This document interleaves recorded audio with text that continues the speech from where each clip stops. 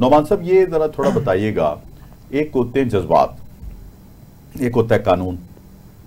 जाहिर है जज्बात पीछे रह जाते हैं, इंप्लीमेंटेशन तो फिर कानून और आइन की होती है। इसी तरह तो हमने उस दिन जज्बाती प्रोग्राम किया था। मैं चाह रहा था कि आज लीगल एस्पेक्ट्स जो हैं उन पे भी किया जाए, और वालिदैन की जो जिम्मेदारी है बच्चों के हवाले से, कि जिस तरह सीमा साहिबा ने भी कहा, जस्टिस आलिया नीलम ने रिमार्क्स दिए, बड़े अहम रिमार्क्स थे। तो ऐसे पेरेंट्स को आप क्या कहना चाहेंगे कि जो एक नाबालग बच्चे को गाड़ी की चाबी दे देते हैं, मोटरसाइकिल लेके दे देते हैं, और वो जो पेरेंट्स बेचारे एहतियात बरतने वाले होते हैं, उनके बच्चे एग्जाम्पल कोट करते हैं, जो फलां को तो नहीं रोका जाता, फलां के पेरेंट्स ने ये कर दिया है, आपने तो हमें कैद करके रखा हुआ है। तो ये जरा जिम्मेदारी पेरेंट्स की भी है, जरा ये भी जरा थोड़ा सा इसको भी डिस्कस करें। जी शमीर साहब, शुक्रिया आपका। शमीर साहब देखिए कि अभी जब हमने प्रोग्राम किया इससे पहले और उजागर की कुछ चीज़ें, उसके बाद से लेकर अब तक की स्पीड से कुछ डेवलपमेंट हुई, उसमें सबसे मेजर डेवलपमेंट ये हुई कि उन्होंने 18 साल से 16 साल एज कर दी और मोटरसाइकिल की एज 16 साल कर दी। अब 16 साल का जो बच्चा या बच्ची होती है, उसमें मैट्रिक के करीब होती है और मैट्रिक का बंदा सेंसेबल गिना जाता है। उसके दो एस्पेक्ट हैं। पहला एस्पेक्ट ये है कि उसका स्कूल में आना जाना या यूनिवर्सिटी में या कॉलेज में वो आसानी होगी।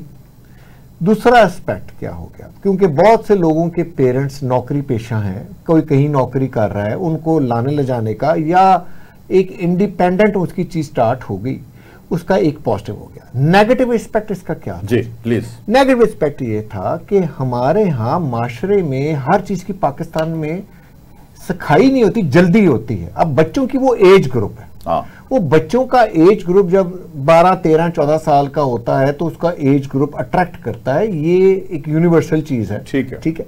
अब ये उसको मना, इंस्टेड के वो चोरी छुपा के वो मोटरसाइकिल ले जाता है, अपना नुकसान तो वो करता है, जिसके साथ वो लगेगा। हमारे यहाँ रिवाज एक ये भी है कि मोटरसाइकिल वाला या साइकिल वाला की गलती बेशक उसकी हो, लेकिन जिस गाड़ी को वो हिट होगा तो माशरा कहता है जी गाड़ी वाला बड़ी सवारी वाला जो है वो बड़ी जी उसका कसूर है जी, वो उसको पकड़े। हम तो कई दफा जी वो मुश्किल होता है।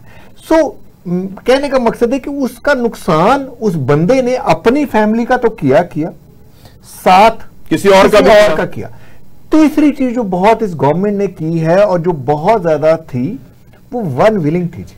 वो वन विलिंग करते थे, ये पूरी कनाल पे या जो रात के वक्त खास तौर पे ज्यादा होता था, और उसमें ज्यादातर नुकसान उन्हीं बच्चों का होता था। वो मोटरसाइकिल उठाई और उस पे इस हुकूमत ने पॉजिटिव एंड पे उस पे भी पाबंदी लगा के उनके खिलाफ पर्चे दिए। और मैं समझता हूं कि पर्चे होने चाहिए। अगर वो बंदा पर्चा होता है और समझे पकड़ा जाता है और वो अंडर एज था, उसके खिलाफ भी और उसके लवाकीन के खिलाफ भी, क्योंकि एट द एंड उनकी जिम्मेदारी है। जिसकी मोटरसाइकिल है, वो कोई रिश्तेदार है या कोई दोस्त है, उस पर भी पर्चा, क्योंकि हुकूमत का काम है तहफ़्फ़ुज़ सबको देना। बिल्कुल ठीक है। तो कानून आ गया। अच्छा, लोगों की फरमाइश थी कि ये 18 साल ज्यादा एज थी और ये वाला ग्रुप था, तो उन्होंने रिलैक्स करते हुए दिया। अच्छा, फिर दूसरी चीज थी, हर बंदा हेलमेट अफोर्ड नहीं कर सकता, उन्होंने हेलमेट देने स्टार्ट कर दिया। तीसरी चीज कि यूनिवर्सिटीज में खास तौर पर बच्चियों को, उन्होंने बच्चियों के लिए स्कूटीज, और बड़ी खुशी की बात है, मैं खुद देखता हूँ सुबह जब जाते हैं, बिल्कुल, ये बहुत अहम बात है, वो जारी होती हैं और बड़े सेफली जारी होती हैं।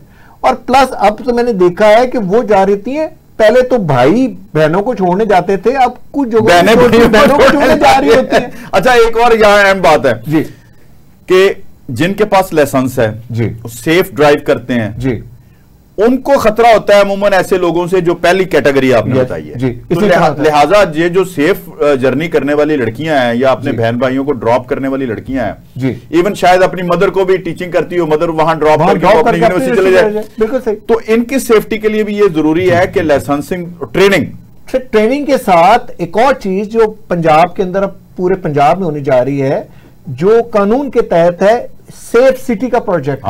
वो सेफ सिटी के प्रोजेक्ट में ऑलमोस्ट लाहौर में तो हो गया है, और फीमेल सारी सिक्योर्ड, क्योंकि हर जगह पे आप सिर्फ और सिर्फ किसी सेफ सिटी के नीचे इमरजेंसी के बटन्स लगे हुए हैं, वो करें 15 को कॉल है, 8787 है, कानून मौजूद है, इंप्लीमेंटेशन अब हो रही है।